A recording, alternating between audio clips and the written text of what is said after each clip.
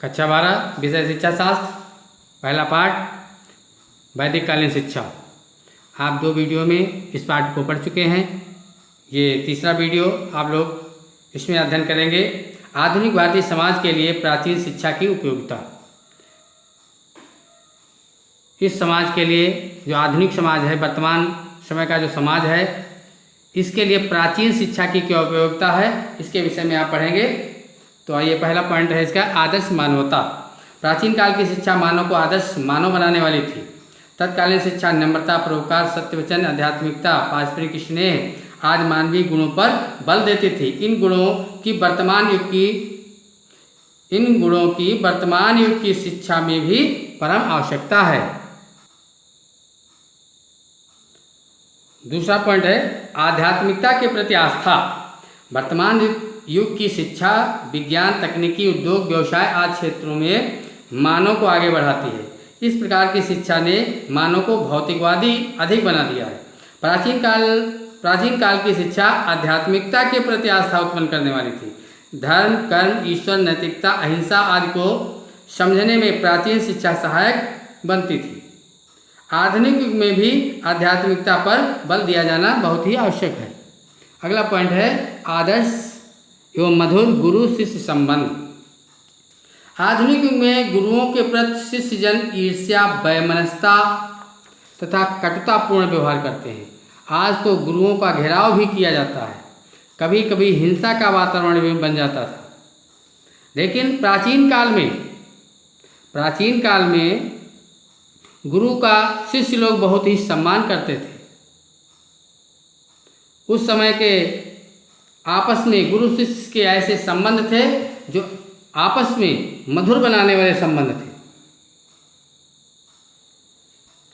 आज भी प्राचीन काल के आदर्शों को स्थापित करना चाहिए।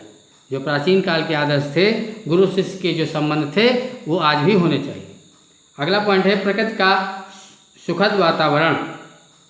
गुरुकुल ऐसे वातावरण में स्थित होते थे जहाँ नगरी कोलाहल नहीं होता था, नगर से दूर होते थे। नगर की आवाज़, नगर का शोर शराबा जो गुरुकुलों में सुनाई नहीं देता था। उस समय के छात्र नम्र, शांत स्वभाव, उदार, प्रकृति प्रेमी होते थे। वर्तमान युग के विद्यालयों में यदि प्राकृतिक सौंदर्य को लाने का प्रयास किया जाए, विद्यालयों को नगर के कोलाहल से दूर शांत वातावरण में अवस्थित किया जाए, तो विद्यालयों में शिक्षा प्राप्त करने वाले छात्रों के व्यक्तित्व में भी महान अंतर आ सकेगा। अगला पॉइंट है छात्रों का सादा जीवन तथा उच्च विचार। प्राचीन काल के छात्र सादा जीवन व्यतीत करते थे, नियम संयम से रहते थे। उनका चरित्र और व्यवहार सचमुच ही अनुकरणीय होता था। आधुनिक युग के शिक्षार्थियों में भी सादा जीवन, उच्च विचार, संयम, ब्रह्मचर्य, व्रत आदि श्रेष्ठ बातों को सीखने की स्पर्धा होनी चाहिए।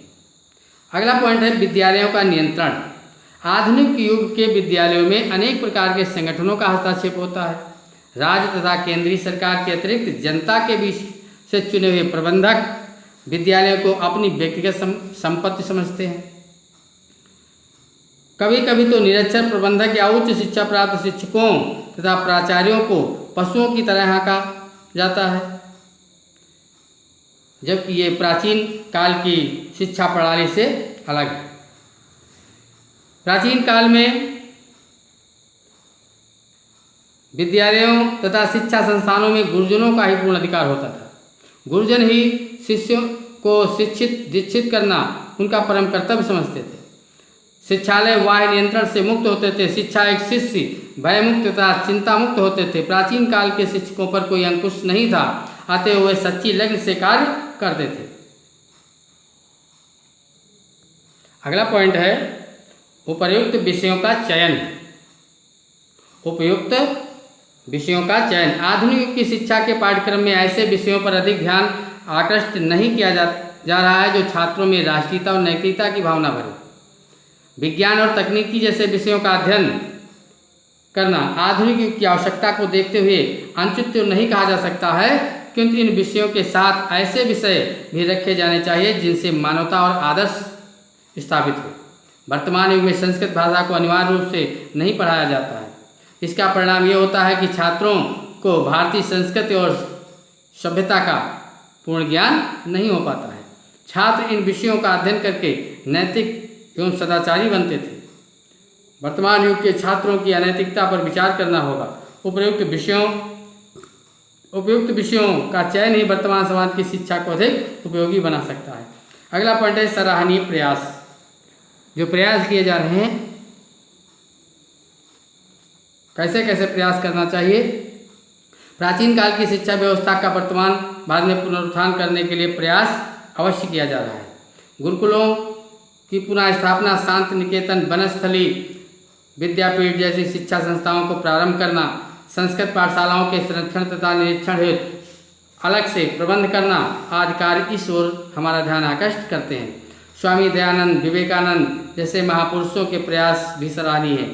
स्वामी दयानंद ने वेदों के अध्ययन अध्यापन का, संस्कृत भाषा का उत्थान करने के लिए अथक प्रयास किया।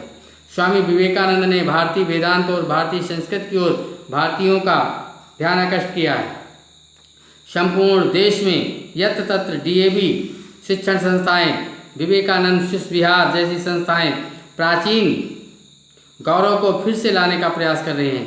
वर्तमान भारतीय समाज की शिक्षा में मधुरतम गुरु शिष्य संबंध, स्वाध्याय, स्वानुशासन, आत्मनिर्भरता, उच्च विचार आज जिन गुणों की आवश्यकता है वह गुण केवल प्राचीन शिक्षा में ही मिल सकते हैं, प्राचीन शिक्षा से ही सीखे जा सकते हैं।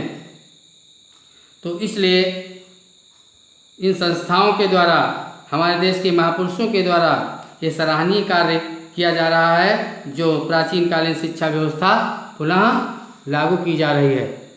ये पाठ आप लोगों ने पढ़ लिया। इसके बाद प्रश्न उत्तर आप लोग निशान लगाए जा रहे हैं, इनको देख करके आप कॉपी पर नोट कर लेंगे। अभ्यास प्रश्न, ये पहले पाठ के बहुविकल्पी प्रश्न हैं। इनमें आप लोग 11 प्रश्न हैं, 11 प्रश्न जो है लिख लेंगे।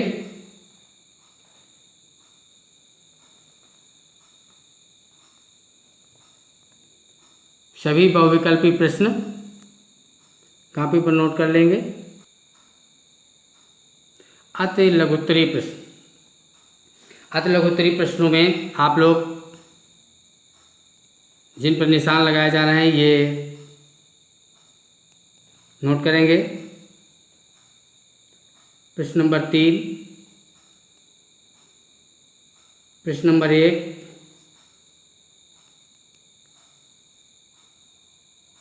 प्रश्न नंबर 4,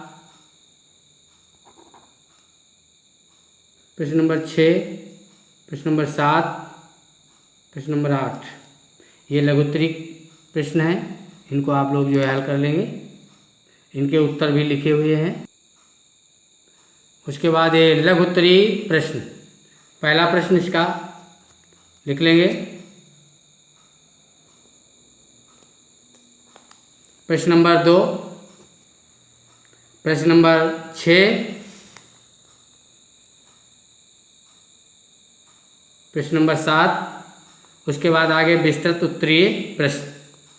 विस्तृत उत्तरीय प्रश्न में संकेत दिए गए हैं, हर प्रश्न पर संकेत दिया गया है। उसी संकेत के अनुसार आप लोग अपने पाठ से इनको लिखेंगे। इसमें प्रश्न नंबर 4, प्रश्न नंबर 5,